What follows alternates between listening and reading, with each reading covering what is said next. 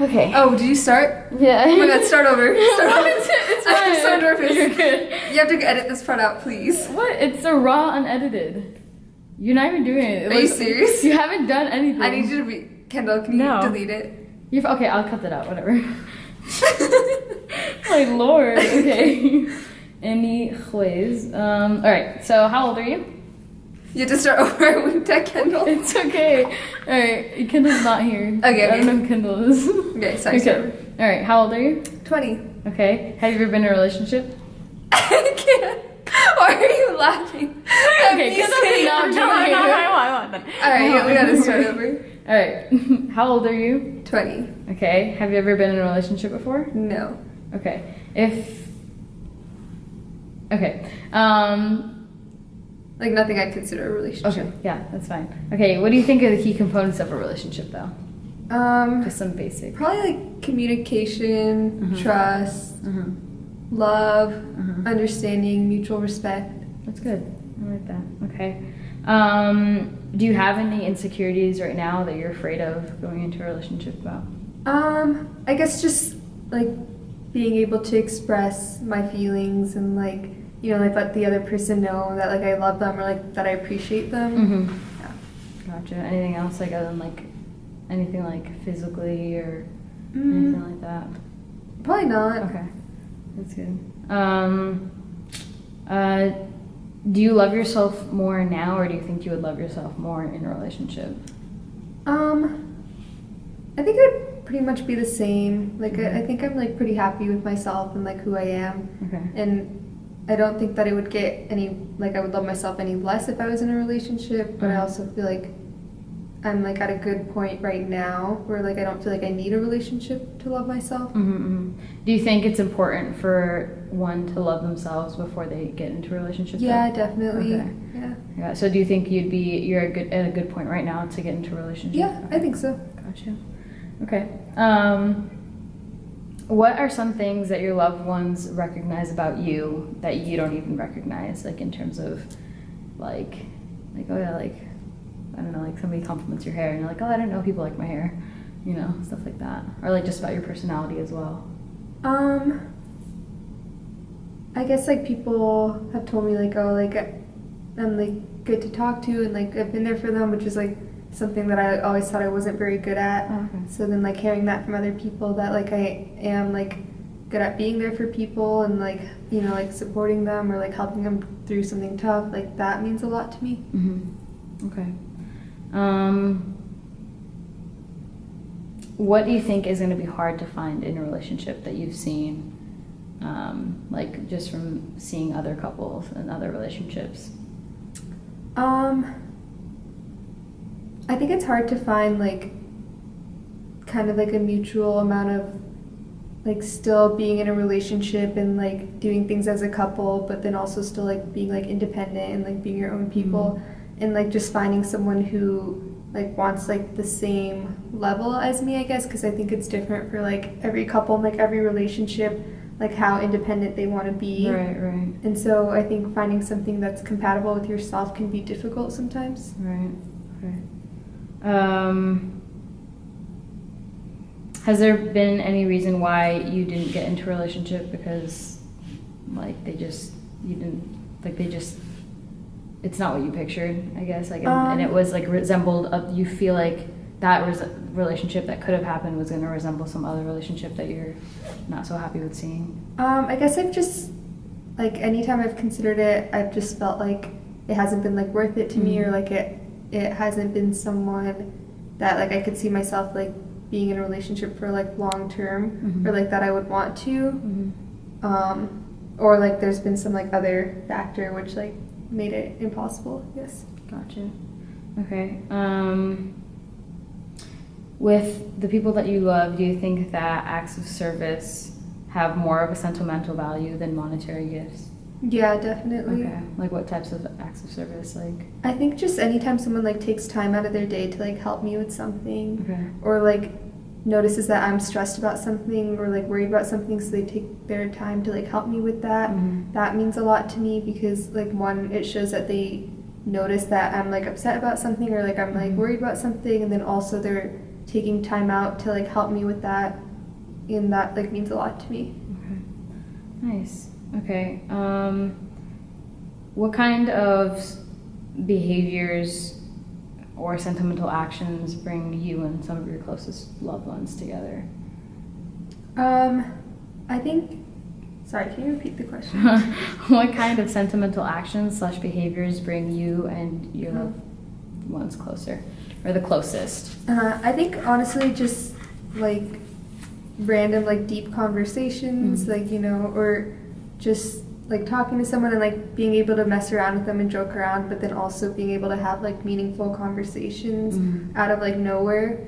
That like I feel like brings me closer to people a lot, because it kind of shows that like I have a deeper connection to them, and like I can relate to them on like a personal level, and like if I feel like I can trust them with my personal stuff and they trust me with their personal stuff, that also shows me that like our relationship is really strong. Okay. Do you prefer, like, does it matter, like, does like person-to-person communication matter, like if it's like that, or if it's like over text, or is it like the same for you when you have like the deep conversations and stuff like that? I think either way there's like some merit to it, but definitely in person I feel like it can be like more intense and like a lot more real, like seeing someone and like telling them something personal, especially because I think it's harder to sometimes have those conversations in person. So like if you're able to, then that means that the relationship is really strong. But I think even like over text or like over the phone, like that still is meaningful. Okay, nice. Okay, in what ways do you show your appreciation for your loved ones? I just kind of like, sometimes I try to tell them that like I care about them or that I love them. I think it's something that maybe I don't always do a good job like sharing enough or like showing enough. But yeah, that, and also like I'm always willing to like help anyone, like if they need someone to talk to, like I try to make them know that like I'll be there for them, or like if they ever need anything. Okay, that's a strong one, I believe. And how do you feel that you receive appreciation from your loved ones? What's the most common way that you feel it is? Or which way do you appreciate the most, I guess? The way I appreciate the most is probably the same thing as like them knowing that they're there for me and that like I can trust them and like tell them anything. And then also, like you mentioned, like acts of service before, that definitely is something that I really appreciate too.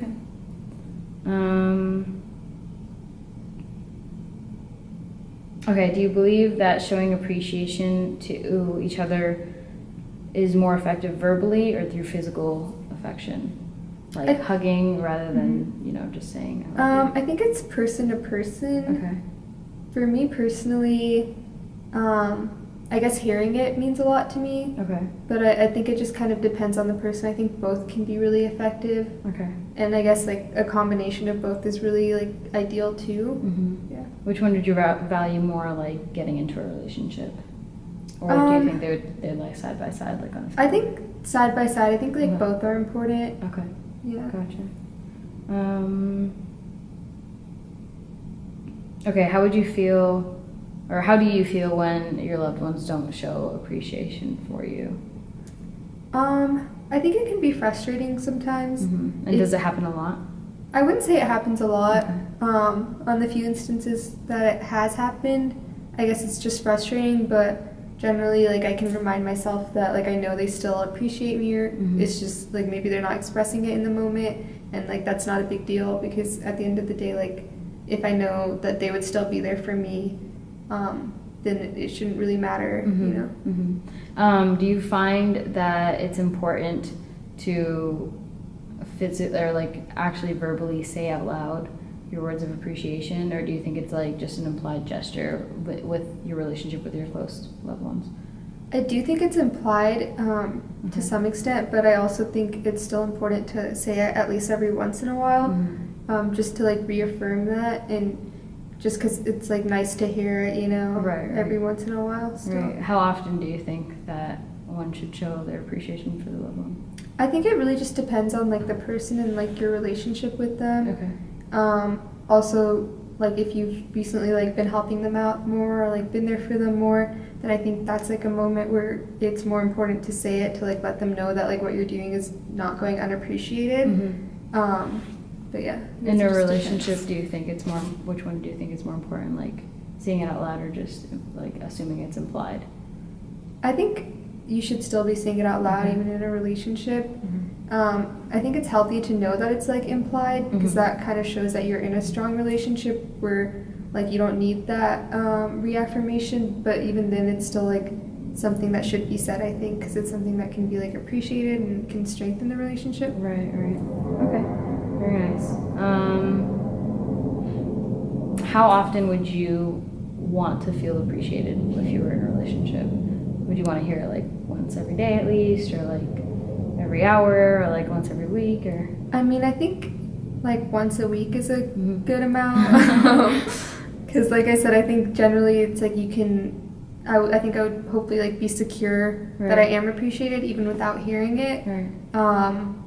Maybe like if I'm going through like a more stressful time, or like if the other person is and like we've like been there for each other more, then that would be like a good time to hear it. I agree. Just make sure this is recording. Okay, we're good. Alright. Okay, what is the most effective or ineffective form of communication, do you think? I think the most effective is always just like direct communication. Like if there's something that's bothering you, then like sit down and talk about it.